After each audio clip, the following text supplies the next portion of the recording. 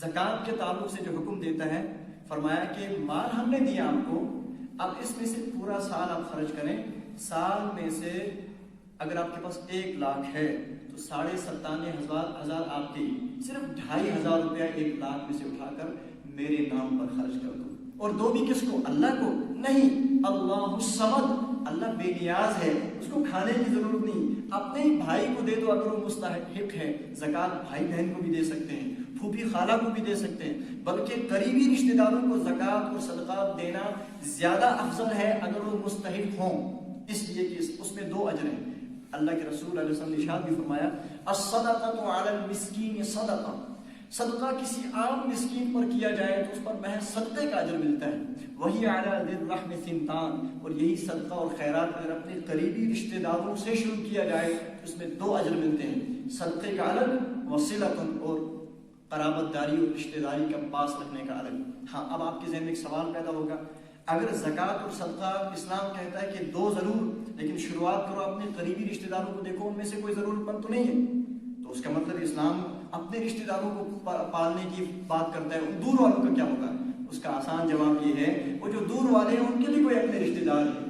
ہر جگہ جہاں بھی انسان رہتے ہیں، اس بستی کے یہاں کے رشتہ دار ہیں، اس بستی کے وہاں مسلمان رشتہ دار ہیں، تو دور والوں سب کے اپنے رشتہ دار ہوتے ہیں. تو جب ہر ایک اپنے قریبی رشتہ داروں سے صدقات و خیرات کی شروعات کرے گا، انجام کار سب کو مل جائے گا. اور یہ زکات ہے، کتنا افسوس یہ ہے، قرآن جس طرح نماز کو بار بار ذکر کرتا ہے وہی ساتھ میں زکات کو جوڑ کر بھی ذکر کرتا ہے. اقیموا الصلاۃ وآتوا الزکاۃ یقیمون الصلاۃ ویؤتون الزکاۃ. میرے بندے نماز بھی پابندی سے پڑھتے ہیں اور زکات بھی ادا کرتے ہیں. لیکن افسوس یہ ہے امت کا بہت بڑا طبقہ یا تو زکات ادا کرتا ہی نہیں، اور اگر کچھ کرتے بھی ہیں تو انہوں نے زکات کو ایک ایسی چیز سمجھا شاید اپنی مرضی سے کچھ اٹھا کے دے دینا. یاد رکھیں ایک بندے پر شریعت کی ترتیب کے مطابق اگر 100 روپیہ زکات لازم ہوتا ہے اور اس نے اپنی مرضی سے بغیر شرعی طریقہ کار کے لاکھوں خرچ کیے ہیں صدقات میں، تو قیامت میں اس لاکھ کے صدقے کا ثواب تو مل جائے گا. لیکن اس ایک 100 روپیہ جو زکات تھی اور شریعت کے طریقے کے مطابق ادا نہیں ہوئی ہے، اس کے اصول و ضوابط کو سمجھنے کے بعد، پوچھنے کے بعد، تو یہ ایک 100 روپیہ زکات کے اس کے سر پر ایسے وبال ہوگا، اللہ کا قرض ہوگا، اللہ اس پہ پکڑ لیں گے اس کو. اس کا مطلب جیسے نماز ہے، نماز ایک عبادت ہے، تو کیا ایک بندہ آئے بے وضو 4 سجدے کر کے چلا جائے نماز ہو جائے گی؟ نہیں ہوگی. وہ نماز کے جو اپنے اصول ہیں، اس کے لیے وضو شرط ہے، قبلہ شرط ہے، بدن پاک ہو، یہ سارے اصول و ضوابط ہوں گے. اس کے بعد جو اللہ اکبر کہہ کے رب کے سامنے جھکے گا، اب اللہ فرمائیں گے میں اس نماز کو قبول کرتا ہوں. اور ایک بندہ بے وضو آ کے نماز پڑھنا شروع کر دے اور پورا دن سجدے میں گزار دے، تو لوگ تو اس کو بظاہر نمازی دیکھ کر کے کہہ سکتے ہیں نمازی ہے. اللہ کیا یہ نماز بالکل نہیں ہے. کیوں؟ نماز کا ایک اصول اور طریقہ کار ہے، یہ اللہ کی طرف سے آئی ہوئی ایک عبادت ہے، تو اس کے اپنے اصول و ضوابط ہیں جو رب نے مقرر کیے، ان کا خیال رکھنا ضروری ہے. ٹھیک اسی طرح زکات، بے شمار حصہ امت کا زکات دیتا ہی نہیں ہے، اور جو دیتے ہیں انہوں نے اس کو ایک عام اپنی مرضی کا ایک طریقہ کار سمجھ رکھا ہے کہ اٹھا کر کے کچھ اپنے حساب سے دے دو. نہ یہ دیکھتے کہ زکات کتنی بنی ہے، نہ یہ دیکھتے کہ کس کس کو دے سکتے ہیں. یہ سارا طریقہ کار ہے. اس حوالے سے ہاں پھر وہی سوال آپ کے ذہن میں آئے گا کہ عوام کے پاس تو زکات کے سارے مسائل کا علم نہیں ہوتا. تو ٹھیک ہے، علم نہیں ہوتا، اتنی فہم تو ان کے اندر ہے کہ وہ علماء سے پوچھیں. اس لیے ہر جگہ قرآن پاک نے اس بات کی تعلیم دی ہے، فاسألوا اہل الذکر. تم چاہے کتنا بھی اہل علم کو اپنے اعتبار سے ان کی ضرورت محسوس نہ کرو، لیکن اللہ فرماتا ہے کہ فاسألوا اہل الذکر. میرے دین کو کے ماہرین سے آپ نے پوچھنا ہوگا، ان سے تعلق رکھنا ہوگا. تو زکات میں دوسرا درجہ وہ ہے جو زکات دیتے تو ہیں لیکن کوئی حساب ہی نہیں ہوتا اس کا. اور تیسرے وہ ہے کہ جو دینا تو درکنار اور زکات کو ایک ٹیکس سمجھتے ہیں، ایک جرمانہ سمجھتے ہیں، الیاذ باللہ. اور یہ قیامت کی علامات میں سے اللہ کے رسول صلی اللہ علیہ وسلم سے جب پوچھا گیا تھا قیامت کب آئے گی، آپ نے فرمایا تھا مل مسئول عنہا بعالم من السائل. بس جتنا مجھے علم ہے اتنا ہی پوچھنے والے کو بھی علم ہے. قیامت کب آئے گی اس کا ایکوریٹ وقت اور دن اللہ ہی بہتر جانتا ہے. پھر پوچھا تھا فاخبرنی عن اماراتها. اچھا قیامت کا اگر وقت 100% آپ کو معلوم نہیں ہے، اس کی علامات کیا ہیں؟ پھر آپ نے اس میں سے جو 15 علامات گنائی اس میں سے ایک فرمایا تھا اذا اتخذ الفیل دولا والامانۃ مغنما والزکاۃ مغربا. جب میری امت کے لوگ مسلمان زکات کو ٹیکس اور جرمانہ سمجھنا شروع کر دیں تو سمجھو قیامت قریب آ چکی ہے.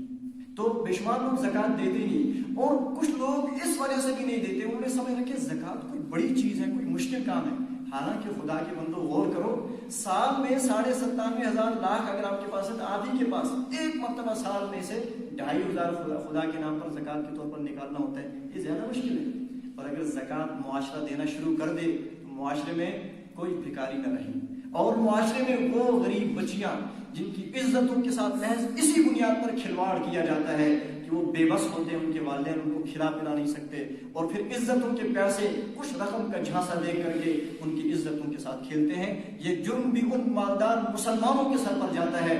قیامت کے دنوں ان کی مہنگی شادیاں کرنا ان کو سمجھ میں آ جائے گا، جب اس طرح کے جو پاک دامن رہنا چاہتی تھی وہ مائیں بہنیں، لیکن غربت کی وجہ سے ان کے ایمان پر اور ان کی عصمت پر دھبا لگا، اس وقت کہیں گے اللہ ہمیں بھی معلوم تھا زنا حرام ہے، ہمیں بھی معلوم تھا کہ غیروں کے سامنے آنا حرام تھا، لیکن اللہ ہم بے بس تھے۔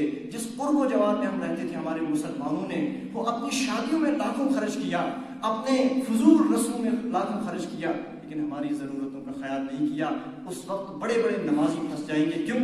اسلام اپنی مرضی کا کوئی دین نہیں ہے، کچھ لو اور کچھ چھوڑ دو، یہ پک اینڈ چوز اسلام میں نہیں ہے۔ افتؤمنون ببعض الکتاب وتکفرون ببعض، آدھی کتاب پر ایمان لاتے ہو، آدھے احکامات کو پس پشت، یہ یہود کا کردار تھا۔ اللہ فرماتے ہیں ادخلوا فی السلم کافہ، یا تو اسلام کو چھوڑو دفع ہو جاؤ، اللہ بے نیاز ہے، اللہ کسی کا محتاج نہیں، یا اگر اسلام کا کلمہ پڑھتے ہو تو پھر اپنے آپ کو اللہ کے نظام کا تابع کرو۔ یہ وہ باتیں ہیں جو درد دل کے ساتھ کہنی پڑتی ہیں، اس لیے کہ امت کے ایسے احوال ہمارے سامنے ہیں، ایسی ماؤں بہنیں کے حالات ہمارے سامنے ہیں جن کے واقعات ہمارے سامنے آئے۔ اس کو بڑا کی بات میں پہلے بھی سنا چکا ہوں، یہاں کی ایک ماں اپنی جوان بچیوں کو لے کر ایک دکان پہ جاتی ہے، قریب ایک مفتی صاحب سے رابطہ ہوا، انہوں نے کہا کہ اب اس دکاندار نے ان کی ضرورت کا سامان دیا، آخرکار اس نے پیسے مانگے، اور مانگنا تھا، تاجر ہے، اس نے کہا کہ ہمارے پاس کچھ نہیں ہے۔ اس نے کہا پھر میرا سامان کہاں، اس کا کیا بنے گا؟ اس نے پھر بے بس ہو کر اندازہ لگاؤ اس ماں کی بات کا کیا جواب دے گا کوئی مسلمان؟ اس نے کہا ہمارے پاس رقم نہیں ہے، میری جوان بچی کو لے لو۔ کیا اس طرح کا جملہ کہنے والی یہ عورت، اس کے پڑوس میں کوئی مسلمان نہیں ہے، کوئی مالدار نہیں ہے، لیکن چونکہ اللہ کے دین کو برگشتہ کر کے اپنی خواہشات کا مسلمان بنا ہوا ہے، اور ایسے ایمان والے قیامت کے دن بڑے خسارے میں ہوں گے۔ اس لیے اللہ فرماتے ہیں یقیمون الصلاۃ، نماز بھی قائم کرو اور میرے فریضے زکوٰۃ کا بھی خیال رکھو۔